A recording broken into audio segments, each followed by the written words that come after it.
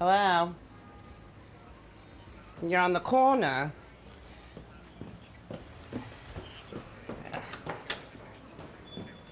I'm coming downstairs right now. I'm half in drag, so give me a second. Hold on. You'll see me as soon as I rear my ugly head out the door. Yeah, I don't give a fuck. All right, where are you? There you are. Hurry up. Growing up in Massachusetts, like, they like to pretend that they're super liberal, but the actual people aren't, or they weren't at the time, very liberal. I used to like come home with like bruises all over. Like, it was bad. Growing up in Massachusetts was not fun. Things didn't start to change until I started like defending myself and starting being a bitch in school. Because it's like, there's a point where you like, after all the harassment, that you just stop giving a fuck. You know what I mean? So, Massachusetts, I mean, while it is, you know, where I grew up, I don't really, I hate to say this, I don't hold a whole lot of love for the state. I consider New York City my home. Like, it just is what it is. I mean, I was literally voted most likely to never come back in my yearbook because I said every single day, you will never see me again. And it's true. Isn't it cute? This is my bedroom over here. The bathroom's over there. Kitchen, living space. If you need to pee or anything, bathroom's right down that hallway. So Victor is coming. Okay, well, I know anyway. I know Victor. Oh, yeah. And I think Pussy's on her way. I have always been like an artist, like a visual person, like ever since I was really, really little. And then my mom showed me how to put on my eyeliner when I was 13 before she went to work one day. And I kind of like ran with it because I was this angsty Manson kid, like all goth and upset about everything. And so I'd be that queer in homeroom putting on his pure white pressed powder compact from Hot Topic and being like all upset with everybody. But like thinking back at like how much violence I had to endure in high school, I kind of had good reason to be pissed about everything. If I knew then what I know now, things would be very, very different. I mean, whatever. So what are we? So we're gonna do like maybe like, I don't know, like sexy modern punk rock. Okay. Kind of a feel. So I really want to wear the skirt though, so I'm going to. And then I ripped up my fishnets. Okay. And then I'm thinking maybe I'm gonna use the big red hair. Okay. Cause she's fucking crazy looking. The first time I did drag was, of course, for Halloween. Like seriously. And I did it at Divas, and it was for this show called Drag Wars. I was so awful. And I did it to Britney's Piece of Me, and they made us change our number because there were 13 girls. And they made us, I had this big mix planned. I had like dancers, I had set pieces, I had like all this shit ready. And they're like a 7-minute mix, and they come back and they're like, it has to be 3 minutes. I was pissed. I was so upset because I wanted my first time to be epic, even though I looked god awful. And I ended up tearing off my shirt at one point, and ended up ripping off all of my nails. Every time she said, "You want a piece of me," and throwing it at the audience. It was really disgusting and funny for me, but terrifying for everyone else. And that was actually the first time Pussy had ever seen me perform, and she was like, "You're a fucking psycho." And that was that. And my drag name was Apocalypse at the time. Lips. I thought I was really clever. I actually moved here with Pussy Couture. It was actually a really funny story. We were servers at Red Robin, the burger joint off of Route 95 in Holyoke, Massachusetts. And we came here for the IMAPs and decided to just stay. And 4 years later, we are doing this. And the Ritz is home. That's like home base. Like, you know, like Drag Race, like if you get on, they're like, oh, blah, blah, blah, what's your home base? Like, I would list the Ritz. Like, the Ritz has been, like,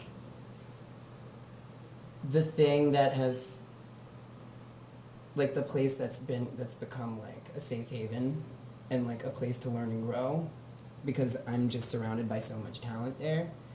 Like, I've learned more how to dance in the year working at the Ritz, being with, like, Pedro and Julius and Jada than I have in my entire life, like, just in a year's time. I've been able to, like, now that I'm, like, traveling and shit like that, like, I take what I do from the real deal with me. You know what I mean? Like, it's really hard to not walk away a stronger performer when you're surrounded by those kinds of people. Is this cute? Yeah. I like it. Yeah. Originally, it was just Maddelynn. And it was like, well, where's your last name? Blah, blah, blah. And I was like, well, it's just Brittany. It's just Cher. It's just Madonna. Like, why do I need a last name?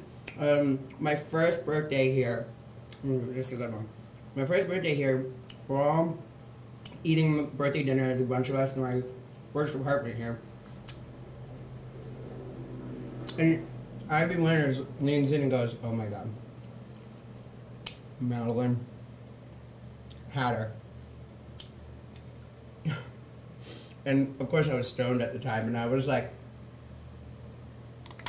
yes! Yes! And that was that. Ow. Shh, motherfucker.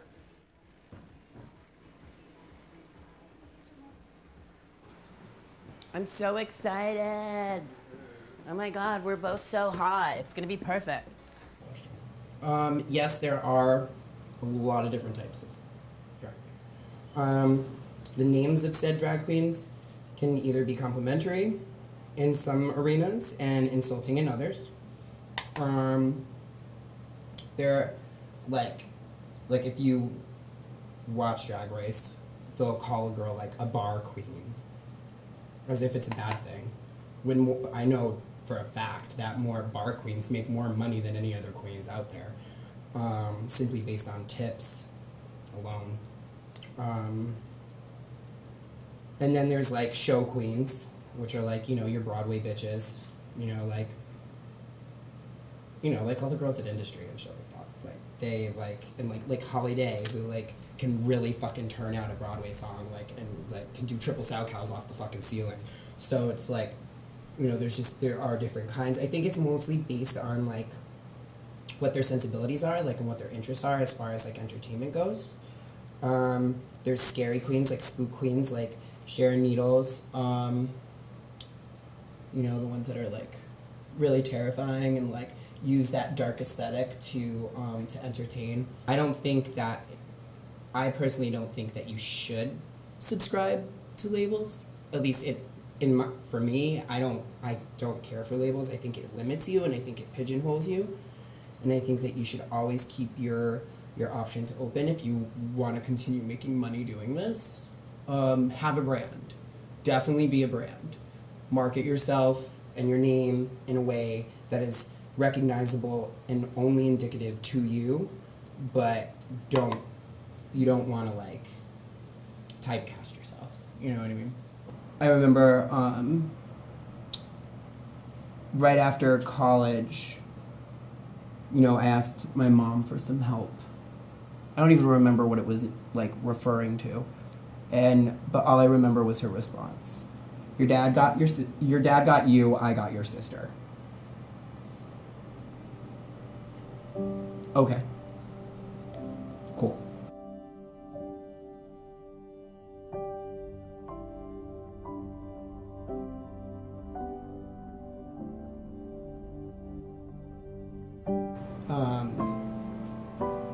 But And like my mother, like there was no like dramatic big explosion ending, nothing like that. I just blocked her phone number, erased her on Facebook, and I just refused to speak to her anymore.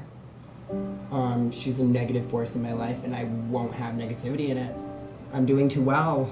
I'm too happy to let someone irrelevant to me take that away. Like, why give her that power? Now I feel strong both as a boy and as a girl. You know what I mean? Like, that's where it's changed. That's where it's changed. Over the past year, that's where that changed. Is now the confidence that I have as Maddelynn is the same exact confidence that I have as Maddie. That's where that's changed. I think that if you let the bullying, well, I mean, I've been a victim, or I used to be a victim of bullying growing up. So I know how to deal with it. I know how to just ignore it because those people they're never gonna have any impact in your life unless you let them have that.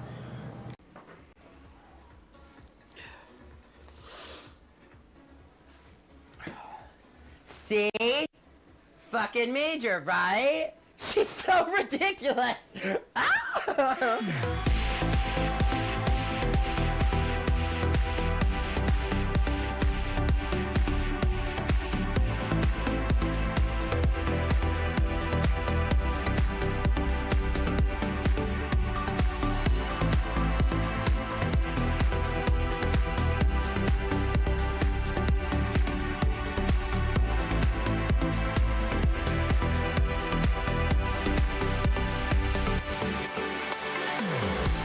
People expect me to be a bitch because my look's so severe.